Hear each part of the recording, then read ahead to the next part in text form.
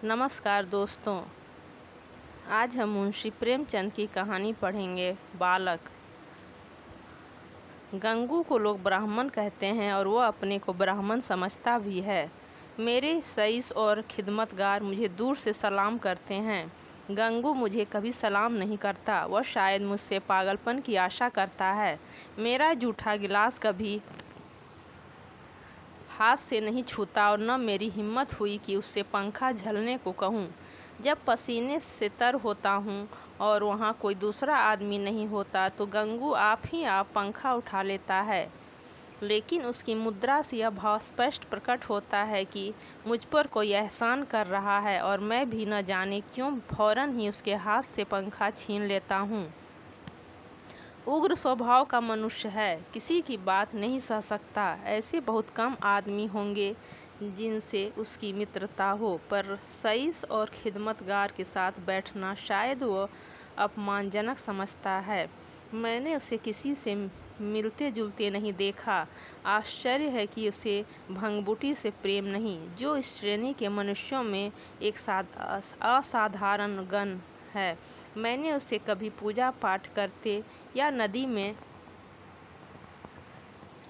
स्नान करते नहीं देखा। बिल्कुल निरक्षर है, लेकिन ब्राह्मण है और चाहता है कि दुनिया उसकी प्रतिष्ठा और सेवा करे, और क्यों न चाहे।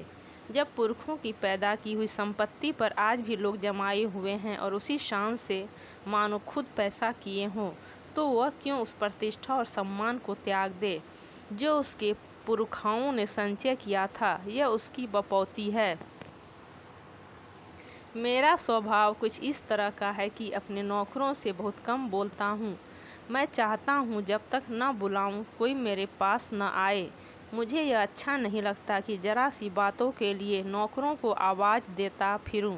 मुझे अपने हाथ से सुराही से पानी उड़ेल लेना, अपना लैंप जला लेना, अपने जूते पहन लेना या अलमारी से कोई किताब निकाल लेना इससे कहीं ज़्यादा सरल मालूम होता है कि हिंगन और मैकू को पुकारूं। इससे मुझे अपनी स्वेच्छा और आत्मविश्वास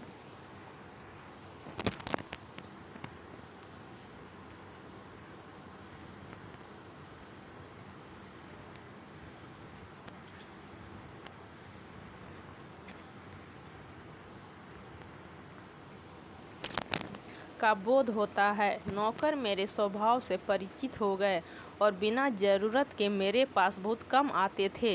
इसलिए एक दिन जब प्रातःकाल गंगू मेरे सामने आकर खड़ा हो गया तो मुझे बहुत बुरा लगा। ये लोग जब आते हैं तो पेशगी हिसाब में कुछ मांगने के लिए या किसी दूसरे नौकर की शिकायत करने के लिए। मुझे ये दोनों ही बातें अत्यंत अप्रिय हैं। मैं पहली तारीख को हर एक का वेतन चुका देता हूँ और बीच में जब कोई मांगता है तो क्रोध आ जाता है। कौन 2-2 4-4 रुपये का हिसाब रखता फिरे। फिर जब किसी को महीने भर की पूरी मजूरी मिल गई तो उसे क्या हक है कि उसे 15 दिन में खर्च कर दे और ऋण या पेशगी की शरण ले। और शिकायतों से तो मुझे घृणा है। मैं शिकायतों को दुर्बलता का प्रमाण समझता हूँ या ठुकर सुहाती की क्षुद्र चेष्टा। मैंने माथा सिकोड़ कर कहा, क्या बात है, मैंने तो तुम्हें बुलाया नहीं। गंगू के तीखे अभिमानी मुख पर आज कुछ ऐसी नम्रता, कुछ ऐसी याचना, कुछ ऐसा संकोच था कि मैं चकित हो गया।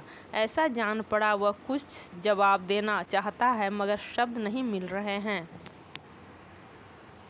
मैंने जरा नम्र होकर कहा, आखिर क्या बात है, कहते क्यों नहीं। तुम जानते हो मेरे टहलने का समय है, मुझे देर हो रही है। गंगू ने निराशा भरे स्वर में कहा, तो आप हवा खाने जाएं, मैं फिर आ जाऊंगा। यह अवस्था और भी चिंताजनक थी। इस जल्दी में तो वह एक क्षण में अपना वृत्तांत कह सुनाएगा। वह जानता है कि मुझे ज़्यादा अवकाश नहीं है। दूसरे अवसर पर तो दुष्ट घंटों रोएगा। मेरे कुछ लिखने पढ़ने को तो वह शायद कुछ काम समझता हो, लेकिन विचार को, जो मेरे लिए सबसे कठिन साधना है, वह मेरे विश्राम का समय समझता है। वह उसी वक्त आकर मेरे सिर पर सवार हो जाएगा।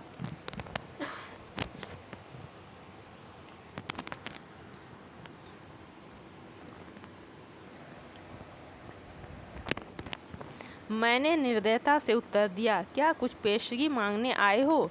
मैं पेशगी नहीं देता। जी नहीं सरकार, मैंने तो कभी पेशगी नहीं मांगा। तो किसी की शिकायत करना चाहते हो?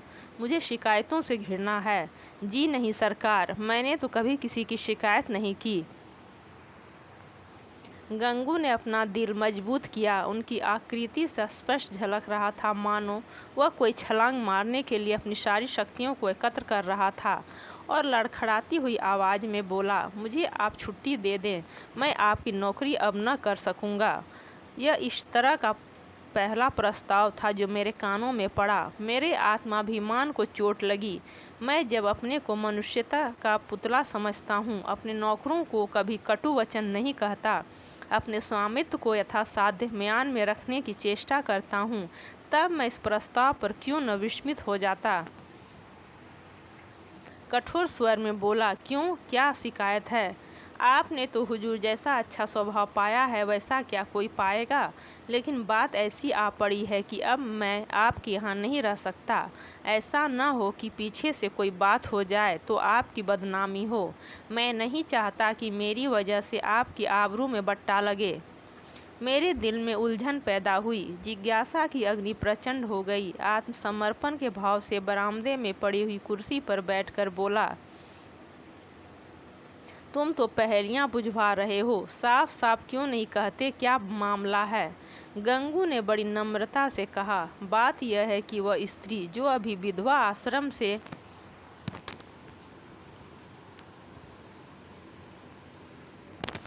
निकाल दी गई है, वह गोमती देवी।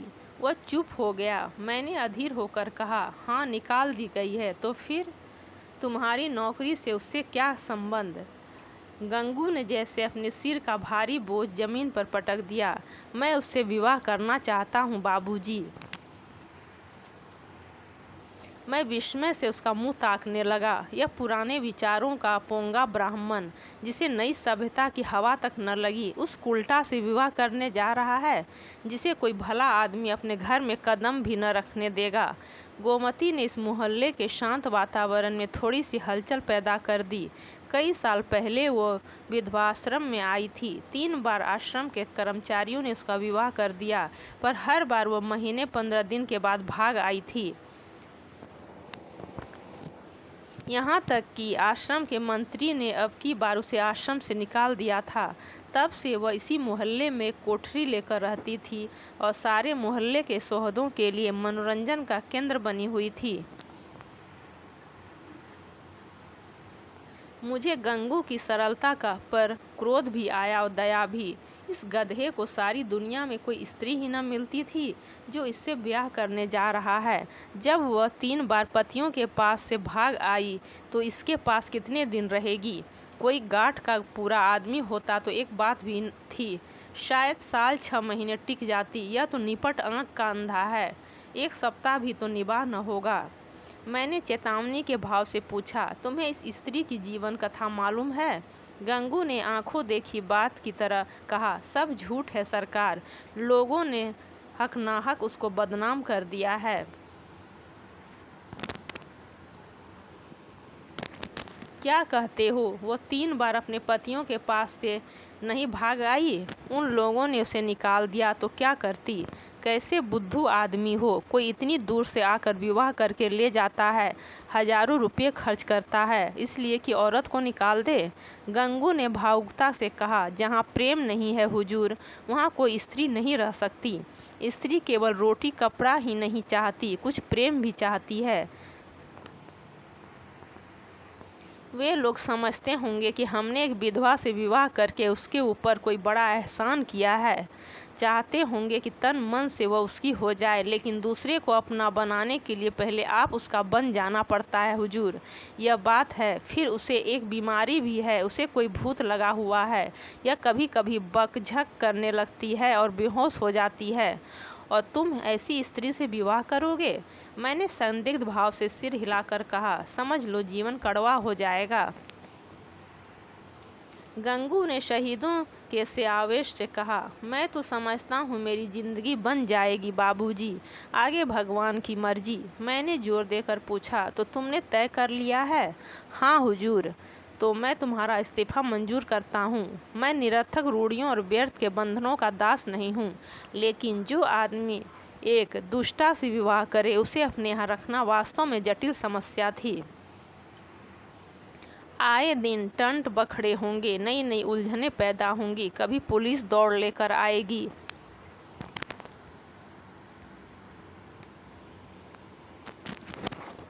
कभी मुकदमे खड़े होंगे, संभव है चोरी की वारदातें भी हों। इस दलदल से दूर रहना ही अच्छा। गंगू क्षुधा पीड़ित प्राणी की भांति रोटी का टुकड़ा देखकर उसकी ओर लपक रहा है। रोटी जूठी है, सूखी है, खाने योग्य नहीं है, इसकी उसे परवाह नहीं। उसको विचार बुद्धि से काम लेना कठिन था। मैंने उसे पृथक कर देने ही में अपना कुशल समझा। 5 महीने गुजर गए। गंगू ने गोमती से विवाह कर लिया था और उसी मोहल्ले में एक खपरैल का मकान लेकर रहता था। वो अब चाट का खोंचा लगाकर गुजर बसर करता था। मुझे जब कभी बाजार में मिल जाता तो मैं उसका क्षेम कुशल पूछता। मुझे उसके जीवन से विशेष अनुराग हो गया था। यह एक सामाजिक प्रश्न की परीक्षा थी, सामाजिक ही नहीं मनोवैज्ञानिक भी। मैं देखना चाहता था इसका परिणाम क्या होता है। मैं गंगू को सदैव प्रसन्न मुख देखता। समृद्धि और निश्चिंता के मुख पर जो तेज और स्वभाव में जो एक आत्मसम्मान पैदा हो जाता है, वो मुझे यहाँ प्रत्यक्ष दिखाई देता था। रुपये 20 आने की रोज़ बिक्री हो जाती थी। इसमें से लागत निकालकर 8-10 आने बच जाते थे। यही उसकी जीविका थी। किंतु इसमें किसी देवता का वरदान था, क्योंकि इस वर्ग के मनुष्यों में जो निर्लज्जता और विपन्नता पाई जाती है, इसका वहाँ चिन्ह तक न था। उसके मुख पर आत्मविश्वास और आनंद की झलक थी, जो चित्त की शांति से ही आ सकती है। एक दिन मैंने सुना कि गोमती गंगू के घर से भाग गई है। कह नहीं सकता क्यों। मुझे इस खबर से एक विचित्र आनंद हुआ। मुझे गंगू के संतुष्ट और सुखी जीवन पर एक प्रकार की ईर्ष्या होती थी। मैं उसके विषय में किसी अनिष्ट की, किसी घातक अनर्थ की, किसी लज्जास्पद घटना की प्रतीक्षा करता था। इस खबर से इस ईर्ष्या को सांत्वना मिली। आखिर वही बात हुई जिसका मुझे विश्वास था। आखिर बच्चा को अपनी अदूरदर्शिता का दंड भोगना पड़ा। अब देखो बच्चा कैसे मुंह दिखाते हैं। अब आंखें खुलेगी और मालूम होगा कि लोग जो उन्हें इस विवाह से रोक रहे थे, उनके कैसे शुभ चिंतक थे। उस वक्त तो ऐसा मालूम होता था मानो आपको कोई दुर्लभ पदार्थ मिला जा रहा हो,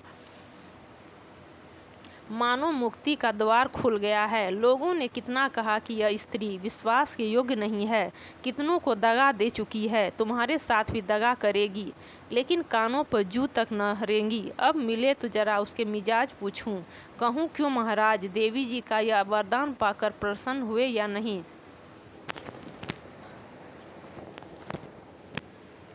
तुम तो कहते थे वह ऐसी है और वैसी है। लोग केवल दुर्भावना के कारण दोष आरोपित करते हैं।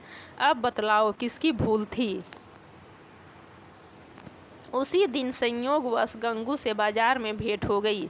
घबराया हुआ था, बदहवास था, बिल्कुल खोया हुआ। मुझे देखते ही उसकी आंखों में आंसू भर आए। लज्जा से नहीं, व्यथा से मेरे पास आकर बोला, बाबूजी, गोमती ने मेरे साथ विश्वासघात किया। मैंने कुटिल आनंद से लेकिन मित्र सहानुभूति दिखाकर कहा, तुमसे तो मैंने पहले ही कहा था, लेकिन तुम माने ही नहीं। अब सब्र करो, इसके सिवा और क्या उपाय है। रुपये पैसे ले गई या कुछ छोड़ गई। गंगू ने छाती पर हाथ रखा। ऐसा जान पड़ा मानो मेरे इस प्रश्न ने उसके हृदय को विदीर्ण कर दिया। अरे बाबूजी, ऐसा न कहिए। उसने थैले की भी चीज़ नहीं छुई। अपना जो कुछ था वो भी छोड़ गई। न जाने मुझ में क्या बुराई देखी। मैं उसके योग्य न था और क्या कहूँ। वह पढ़ी लिखी थी, मैं करिया अक्षर भैंस बराबर। मेरे साथ इतने दिन रही, यही बहुत है। कुछ दिन और उसके साथ रह जाता तो आदमी बन जाता। उसका आपसे कहाँ तक बखान करूं हुजूर। औरों के लिए चाहे जो कुछ रही हो, मेरे लिए तो किसी देवता का आशीर्वाद थी। न जाने मुझसे क्या खता हो गई, मगर कसम ले लीजिए जो उसके मुख पर मैल तक आया हो, मेरी औकात ही क्या है बाबूजी, 10 बराबर आने का मजूर हूँ, पर इसी में उसके हाथों इतनी बरकत थी कि कभी कमी नहीं पड़ी।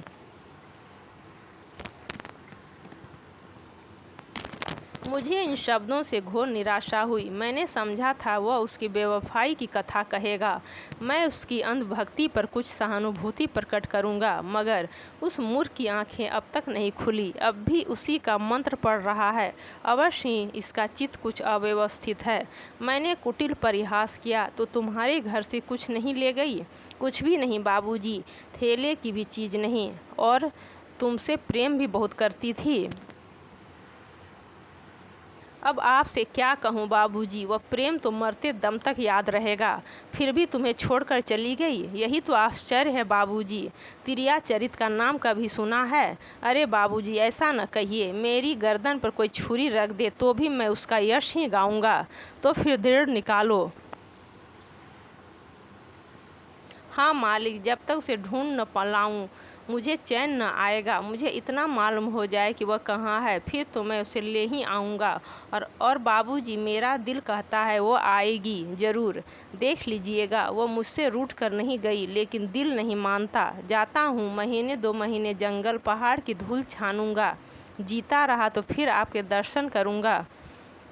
यह कहकर वह उन्माद की दशा में एक तरफ चल दिया।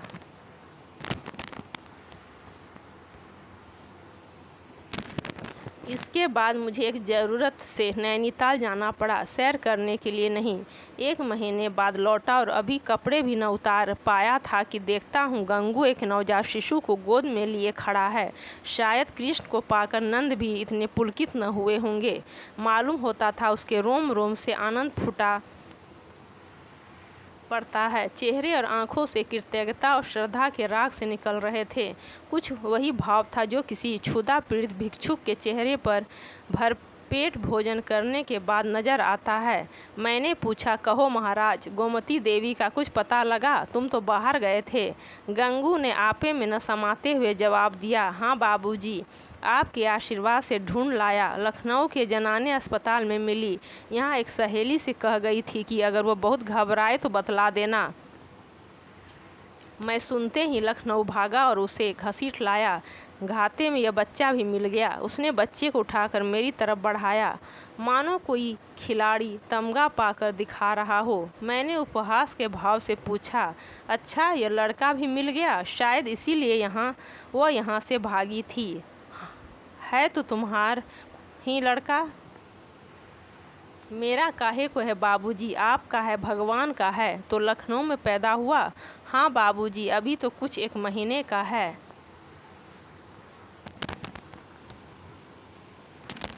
तुम्हारे ब्याह हुए कितने दिन हुए? यह 7वां महीना चल रहा है। तो शादी के 6ठे महीने पैदा हुआ। और क्या बाबूजी, फिर भी तुम्हारा लड़का है? हाँ जी, कैसी बेसिर की बात कर रहे हो? मालूम नहीं यह मेरा आशय समझ रहा था या बन रहा था।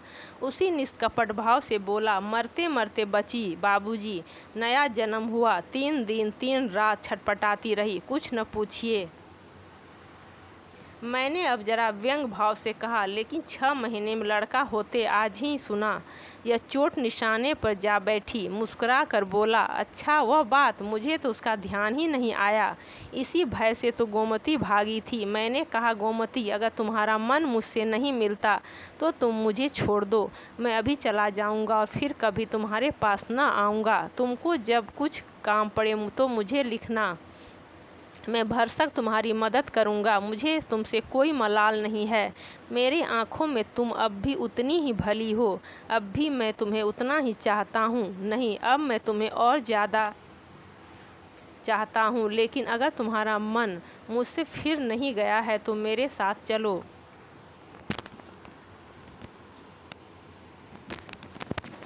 गंगू जीते जी तुमसे बेवफाई नहीं करेगा। मैंने तुमसे इसलिए विवाह नहीं किया कि तुम देवी हो, बल्कि इसलिए कि मैं तुम्हें चाहता था और सोचता था कि तुम भी मुझे चाहती हो।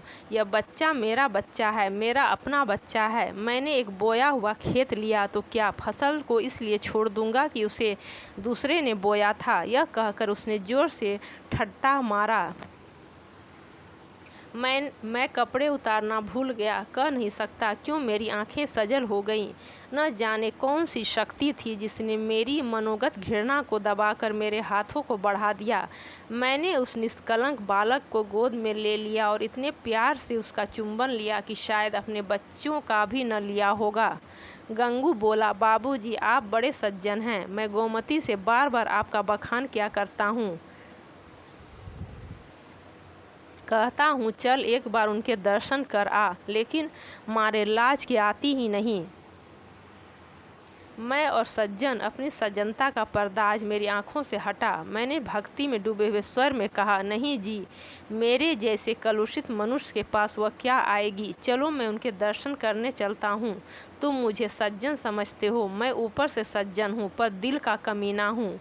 असली सज्जनता तुम में है और यह बालक वह फूल है जिससे तुम्हारी सज्जनता की महक निकल रही है। मैं बच्चे को छाती से लगाए हुए गंगू के साथ चला।